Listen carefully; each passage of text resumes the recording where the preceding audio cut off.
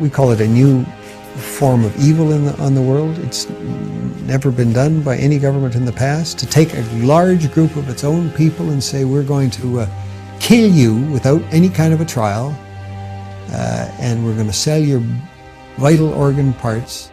An individual from the United States or Canada, for example, could anticipate undergoing transplantation on a specified date.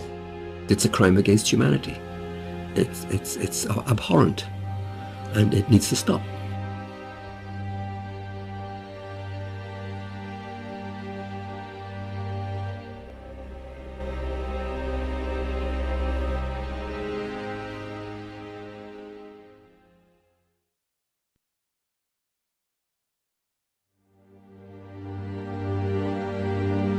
If you're going to go to China and you're going to get a liver transplant during the 3 weeks you are there, then that means someone is going to go schedule an execution, blood type and tissue type the potential executee, and have them ready to go before you need to leave.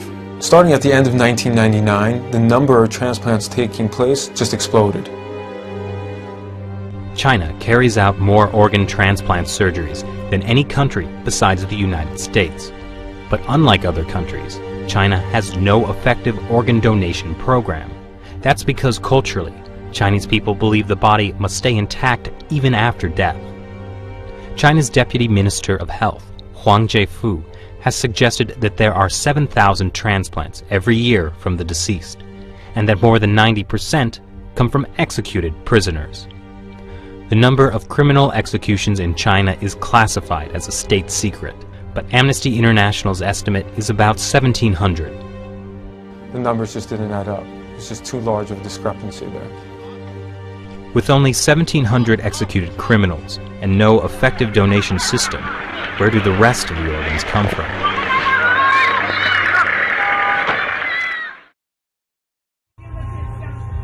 Zhao Shuhuan was put in a Chinese labor camp because she practices Falun Gong.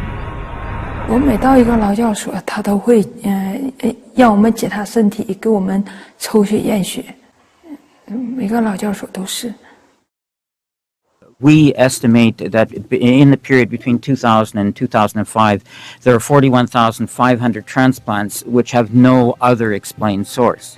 I'm absolutely convinced that over a long period from 1999 onwards, organ harvesting from prisoners has been taking place, especially with Falun Gong. 他领着到他那个马三家教养院有医院呢。 那个医院就是做我真理解好像就是验尿啊抽干咳。 Doctors would come into the camps, they would look in their eyes, they would examine their organs with ultrasound and the like, and they were the only people in these camps who were medically examined thoroughly. In 2006, two Canadians, international human rights lawyer David Matus and former Secretary of State for Asia-Pacific David Kilgore, started to investigate allegations of forced organ harvesting in China. They found at least 52 points of circumstantial evidence, including websites of Chinese hospitals offering matching organs in less than a week. It's just not possible unless you have an unlimited source of organs. And these are people who are alive. We're talking about live donors. The actual transplant surgery itself was the form of execution. These were living people that were killed for their organs. Makes you think of some grotesque restaurant where you go in and you pick your lobster in a tank. But these are human beings we're talking about. The military's making money off of it. The hospitals are making money off of it. The middlemen are making money off of it. And we talk about money. We're talking about a multi-million-dollar operation.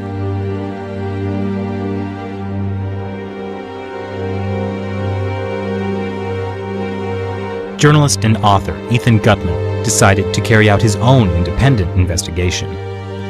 We had witnesses of disappearances, people who'd been examined and then had disappeared, busloads, entire prison wards which had been emptied out. The signs began to look like something much, much bigger. Like Tibetans and house Christians, millions of Falun Gong practitioners are being persecuted in China for their beliefs. In 1999, Communist Party leader Jiang Zemin issued orders to break them financially, ruin their reputations, and destroy them physically. Since then, thousands of Falun Gong practitioners have disappeared without a trace. What happened to the disappeared? They, as far as we know, they're still there in these camps. Many of them had killed through organ harvesting, but the rest are still there, and they're the organ data bank for China. Around 1999, there were around 150 transplant centers. 6-7 years later, they had 600 transplantation centers. This is an increase by 300% within such a short period of time without an organ donation program. Military hospitals get watched in China, okay? There is nothing they can do without the party central taking note of what they're doing. Was this run by triads? No. This was run by the state. This was murder, and it came from the state. This is a crime against humanity. We should do our best to identify those specific individuals who are engaged in this and put them on the list of people who deserve to be brought to justice. In 2006, when this came out and we realized that they were killing prisoners of conscience for their organs, it was doctors that took the front line in trying to stop this. Every day there are a dozen of people that are executed or killed for organs in China. So we have to bring out the message, we have to inform medical doctors to stop this practice. But it's not only the medical community that's getting informed.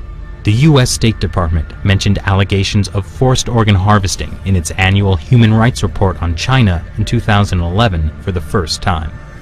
On October 3rd, 106 U.S. congressional representatives signed this bipartisan Dear Colleague letter to the State Department, demanding they reveal information on organ harvesting that they may have obtained from their sources in China. This barbaric human rights abuse must be stopped, but to stop it, we first have to further expose it. And with even more petitions circulating online, the issue is starting to get worldwide attention, but more needs to be done.